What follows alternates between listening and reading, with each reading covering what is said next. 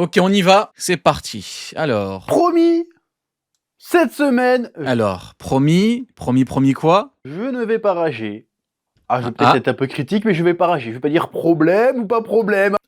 il a dit, cette semaine, il ne va pas rager. Ça veut dire que, semaine d'avant, il a ragé. Est-ce que je ne ferai pas la vidéo problématique de la semaine dernière? Le mec qui aime trop les problèmes. Ah, je mens, je vais sûrement le dire en cours de route, on verra. Et ben Je parle bien voilà. sûr du chapitre 1181 de One Piece qui nous dévoile le début, je veux dire l'entame du combat entre Immunerona et Loki, prince héritier. C'est pas grave, je modifie le titre pour lui. One Piece 1181, intéressant, entre parenthèses, problème, avec un S bien évidemment, au pluriel. Enfin, j'ai envie de vous dire, plus ou moins officieux. Bon, le combat se veut dantesque, se veut épique. Bon, oui. épique, je vais pas... Et d'ailleurs, je remercie profondément Imu d'être un épéiste et donc qui met au chômage les promides, parce que j'ai un scoop pour eux. Il existe donc bel et bien des gens qui ont une épée et qui sont donc, d'après le théorème des avaleurs de sabre, donc un épéiste. Il existe donc un épéiste plus fort que le meilleur épéiste au monde. Mais oui, c'est fou, hein? Caché que l'épique, je le ressens pas. Quel scoop? Pas pour le coup. À part le dernier coup de Loki, je me dis, ah là, on a un... Ah, il a pas ressenti l'épique, là? Je le ressens pas pour le coup. Ah, moi, l'épique, putain, moi, je le ressens de ouf. L'impact des coups, Loki qui charge la frappe avec Ragnir, avec ses deux mains. Non, en fait, le problème, c'est quoi qui fait que? C'est parce qu'Imu se balade. Imu est beaucoup trop fort. Imu vient des temps anciens, à une puissance beaucoup trop faramineuse. En vrai, il faut que Loki dégaine la forme hybride. Il faut impérativement qu'il la dégaine. Ah, Parce que là, en vrai, il essaie de spammer les coups de marteau en forme, entre guillemets, base, mais faut qu'il... Ça me rappelle Luken dans la Cross Guild. Quand il a parlé avec un mec, le mec lui a dit Loki n'a pas de forme hybride, mais il a une forme mi-dragon, mi-humain. Donc une forme hybride, quoi. Le dernier coup de Loki, je me dis, ah là, on a une sensation de gigantisme, une sensation de grandeur. Voilà, on est à un combat Dragon Ball X, c'est-à-dire je te mets un gros coup de marteau géant, tu voles à 300 000 km, éclaté contre l'arbre comme ça, avec un petit sourire à la Vegeta, je dis ok, là j'aime bien. Mais bon, je me dis quand même, bon... Ah, le moment des problèmes. Là, on a un peu une explication, un début d'explication, en tout cas un faisceau d'indices sur le pouvoir de Imu, Omen. qui a un rapport à la domination. Voilà, il explique un peu son pouvoir avec des termes un peu... Le mec qui aime trop les problèmes. Alors peut-être que maintenant il va insulter Imu. Alors peut-être, écoutons, tendons collectivement l'oreille. Et en gros, il dit que voilà, en gros, ce qui guide le monde, c'est les gens qui ont des désirs malsains. Voilà. Tu veux devenir roi, tu veux du pouvoir, eh ben signe le pacte avec moi. Imu est là comme ça, viens, rejoins-moi Loki, obtiens la puissance divine. Je vais te le donner. Viens. Et moi, je me sers de cette puissance après. Viens, voilà. Loki, Et viens. il appelle son pouvoir la domination. Voilà. Donc, j'aime bien l'idée.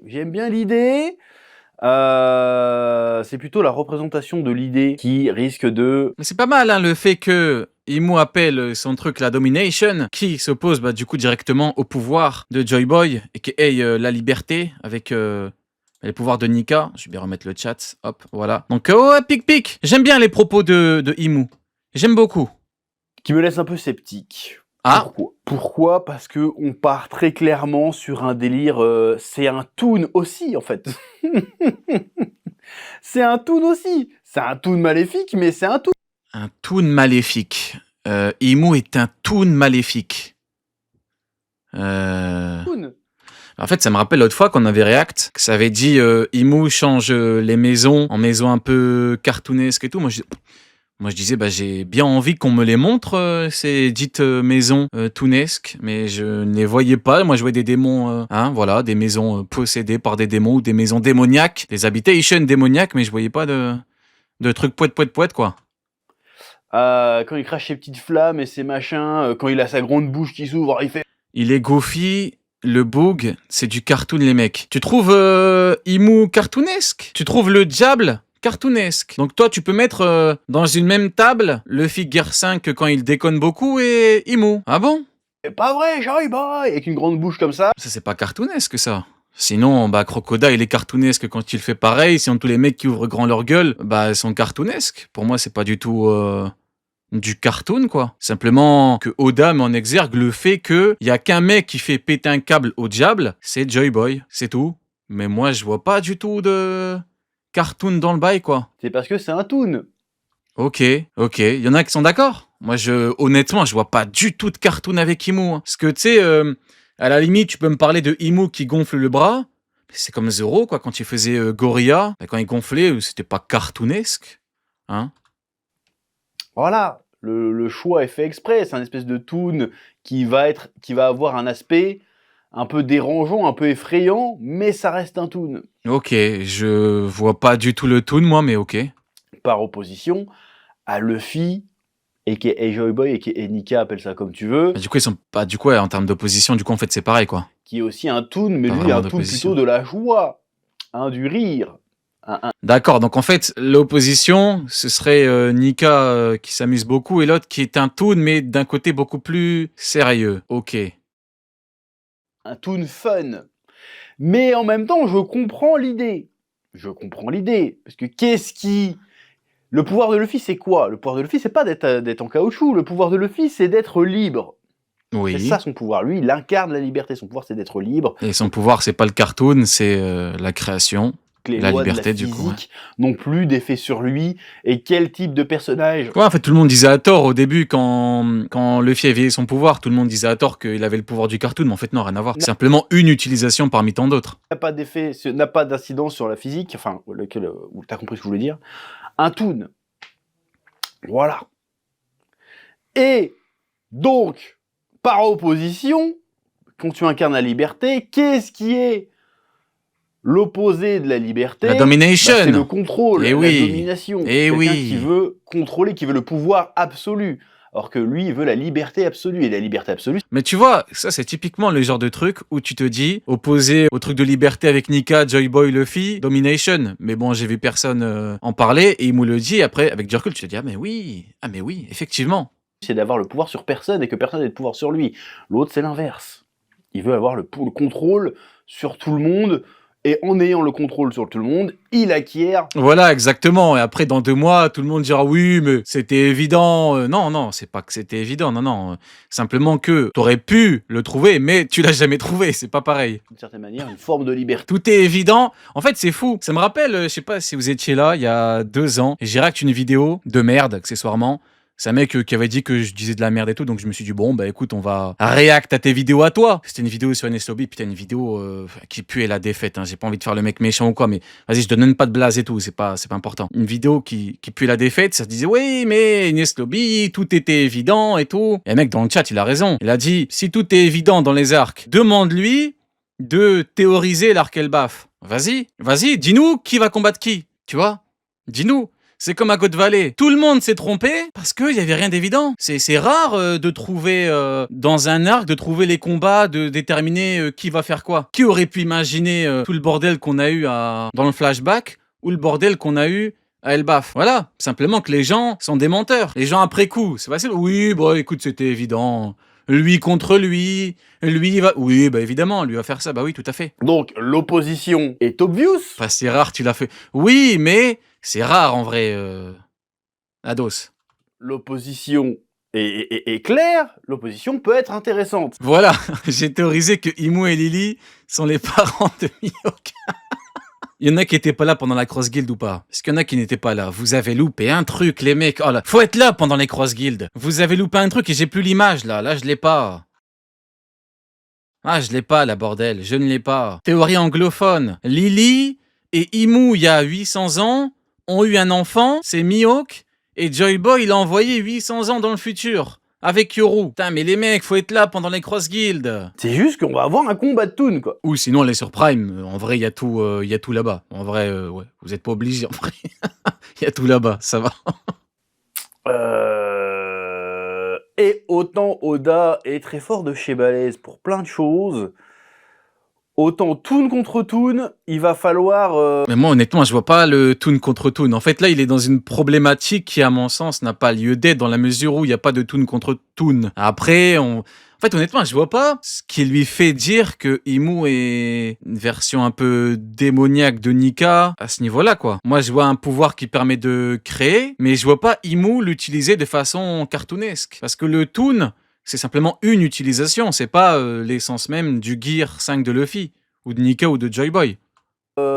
franchement, faire étalage d'un talent monstrueux pour que on soit dans le combat. Alors, regarde, par exemple, là, Imu contre Loki, moi je vois pas de Toon contre Loki. Hein. Moi je vois le diable qui met des coups d'épée, le diable qui est bien évidemment un épéiste, hein, effectivement, qui met un coup d'épée et qui plante Loki.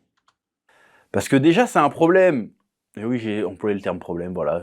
J'avais dit que je tiendrais pas long. Mais Katakuri est 1000 fois plus toonesque que Imu. Katakuri, quand il a mangé des donuts, miam miam miam miam miam, les donuts, il s'est régalé de donuts, qu'il ouvrait grand la bouche, ça, c'est 1000 fois plus toonesque que Imu, qui ne fait que plaider à cause de Joy Boy, quoi. C'est déjà un problème que beaucoup trouvent qui est présent. Ma phrase n'est pas française, mais t'as compris ce que je voulais dire.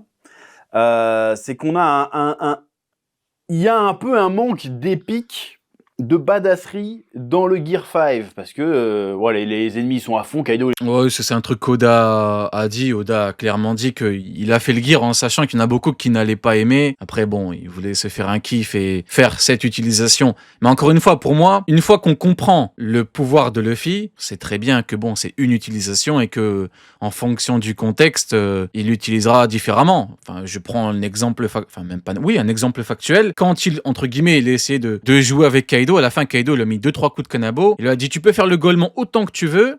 Le plus important, c'est le haki. Luffy, il a commencé à avoir des flashbacks du Vietnam, là. Il s'est dit, oh putain, vaut mieux que je donne tout, là. Et à la fin, bon, il a mis une patate des enfers. Vous pouvez vérifier, il a pas rigolé, hein. Il était à fond et le Luffy était là, poit, poit, poit, poit, poit. Tu vois, il a pas fait poète poète poète à la fin avec la patate, quoi. Il a dit, je veux un monde où tout le monde pourra grailler, une patate des enfers, il a tout donné, quoi. Il aurait pu faire poète poète poète, hein, mais il a pas fait. À part le coup final qui était un peu stylé, tout le reste c'était poit, poit.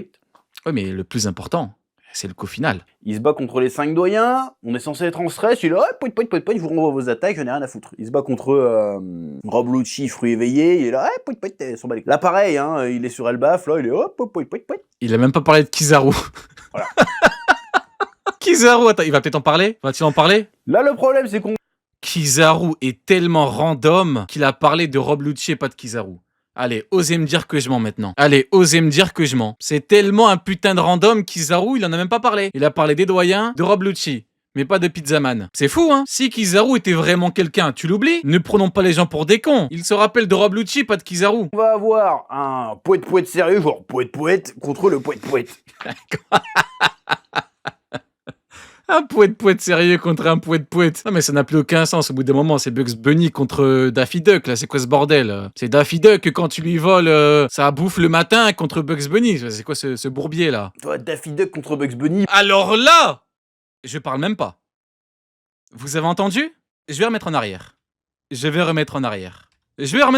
Poète contre le poète poète. Toi, Daffy Duck contre Bugs Bunny. Moi, je parle même pas, les mecs.